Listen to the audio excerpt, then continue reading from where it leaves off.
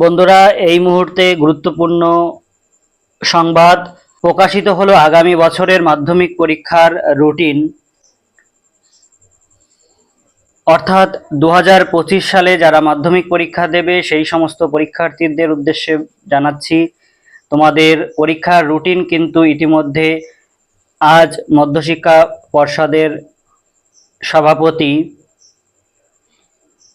রামানুজ গঙ্গোপাধ্যায় জানিয়েছেন তোমাদের পূর্ণাঙ্গ যে রুটিন, সেই রুটিন তোমরা জেনে নাও কবে কোন পরীক্ষা হবে এবং কবে থেকে তোমাদের পরীক্ষা শুরু হচ্ছে। তোমরা আগেই জেনেছিলে যে 10ই ফেব্রুয়ারি থেকে তোমাদের পরীক্ষা শুরু হবে এবং সেই পরীক্ষা চলবে 22শে ফেব্রুয়ারি, কিন্তু কবে কোন পরীক্ষা হবে সেই বিষয়ে